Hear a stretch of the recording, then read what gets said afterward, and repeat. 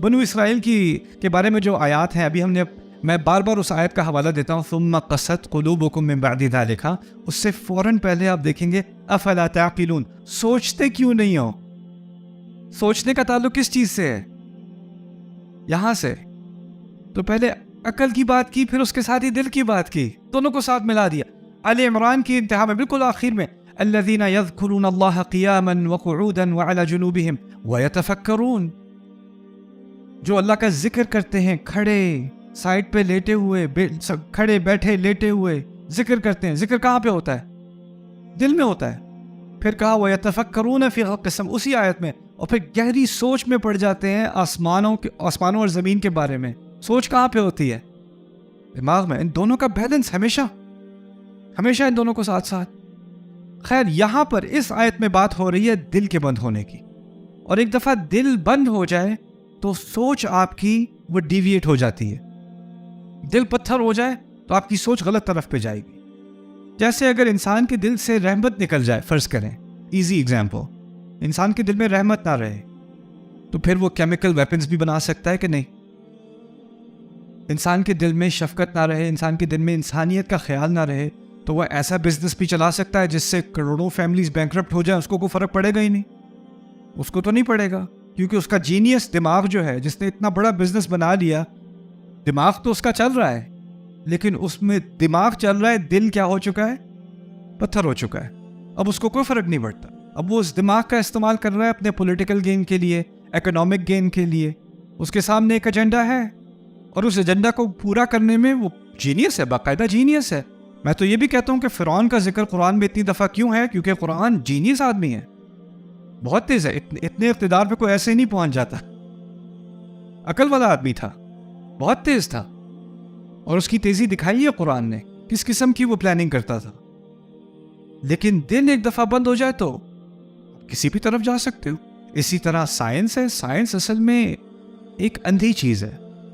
Science جو ہے اس میں نہ برے اچھے کی تمیز ہے، نہ اللہ تعالیٰ سے قرب، اللہ تعالیٰ سے دوری. Science is blind.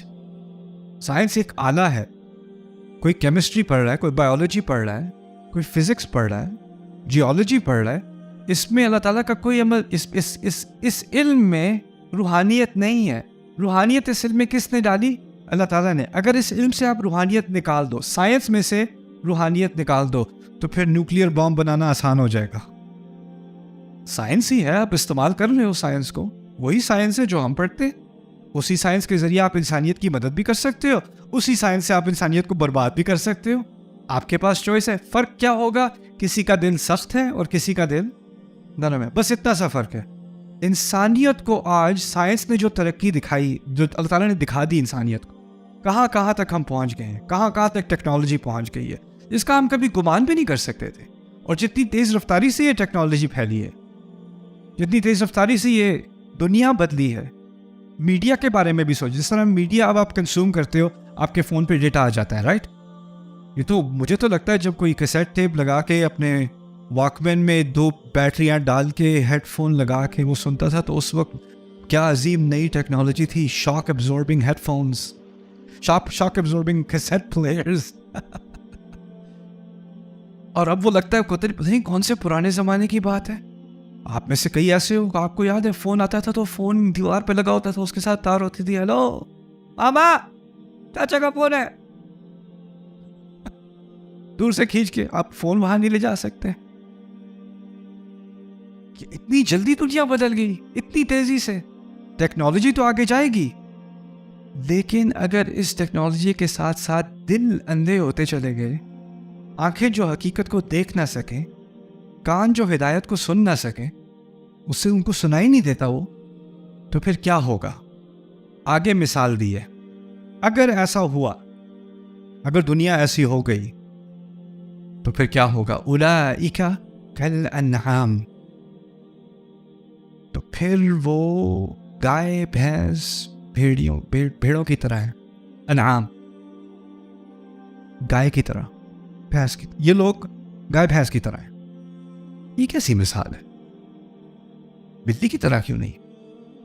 کتے کی طرح کیوں نہیں ہے؟ شیر کی طرح، چڑیا کی طرح، بہت سارے جانور تھے. کس جانور کا حوالہ دیا ہے؟ انعام کا. انعام میں بیسکلی مویشی جانور, فارم اینیملس, وہ ہے انعام. ان کی مثال کیوں دی جا رہی ہے؟ اصل میں بلی کے نا ریفلیکسز بڑے تیز ہوتے ہیں. آپ گزر رہے ہو, بلی ہو وہاں پہ, وہ چیک کریں گی پہلے خطرہ ہے کہ نہیں. پھر اگر آپ تھوڑا سا ایسے کرو تو بلی کیا کرے گی؟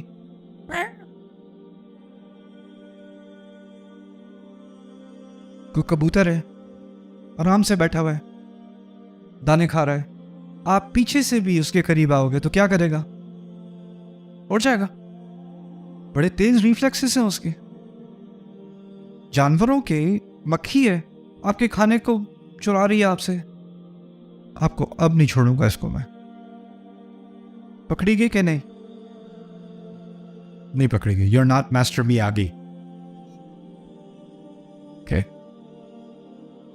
کیونکہ ان کے ریفلیکسز, ان کو اتنی ہائپر اویئرنیس ہے نا, ان کو اپنی پوری انوائرمنٹ, پورا ارد گرد کا ماحول انہوں نے اسکین کیا ہوا ہے. ان جانوروں نے, ان کو دور دور کی خبر ہے. تھوڑی سی آہٹ ہوتی ہے, ہرن ایسے کرتا ہے, ایسے نہیں ہوتا. لیکن کچھ جانور ایسے ہیں جو ہوا چل رہی ہے نہیں چل رہی, بارش ہو رہی ہے نہیں ہو رہی, وہ جہاں بیٹھے ہیں وہاں بیٹھے ہیں. وہ کیا ہے؟ گائے بھینس, الانعام.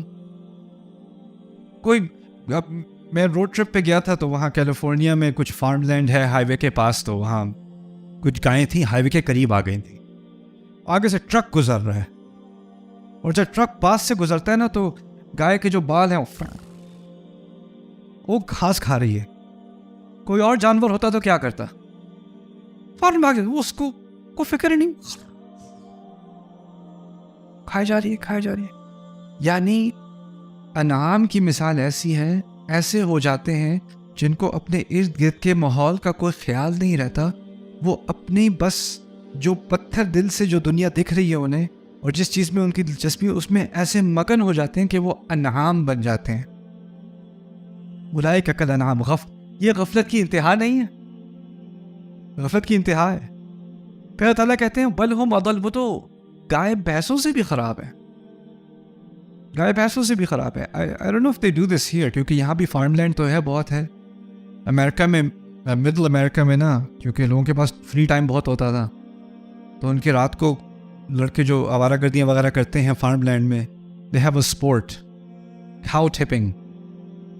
cow tipping کو گائے جو ہے وہ کبھی کبھی کھڑی کھڑی سو جاتی ہے, وہ کھاتے کھاتے ادھر ہی, تو وہ جا کے اس کو دھکا مار کے لٹا دیتے ہیں, اور وہ اسٹرگل کر رہی ہے کہ وہ کیسے اٹھے, تو وہ اس کو کہتے ہیں کھاؤ ٹپنگ.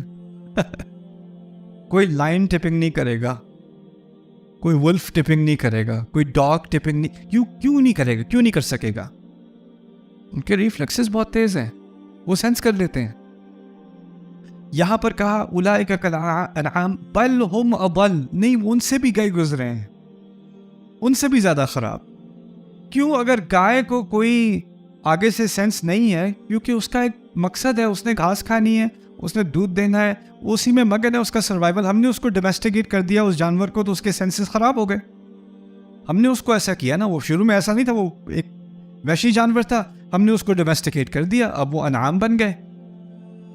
لیکن انسان تو اس سے بھی گئے گزرے ہیں, اس سے بھی خراب, بے مقصد, پھر بھی غافل. وہ تو پھر بھی اس کا کچھ مقصد ہے. اور پھر کہا اولئک هم الغافلون, وہی تو ہے غافل. میں سوچتا ہوں اس آیت کے بارے میں, جیسے جیسے ٹیکنالوجی بڑھ رہی ہے نا, یہ مثال زیادہ آسان ہو رہی ہے سمجھنا, کیونکہ اب تو آپ کے ارد گرد کیا ہو رہا ہے کچھ نہیں پتا, آپ بس لگے ہوئے ہو, لگے ہوئے ہو, لگے ہوئے ہو, ہمارے بچے لگے ہوئے ہیں. آپ کو زبیر کھانا, زبیر, کوئی آواز نہیں آ رہی, کچھ نہیں پتہ چل رہا, وہ اپنی دنیا میں ہے. لیکن انٹرنیٹ وائی فائی کٹ ہو گیا, ماما. اس گائے کے سامنے سے بھوسا ہٹا دو بس. اولئک هم الغافلون اللهم لا تجعلنا منهم.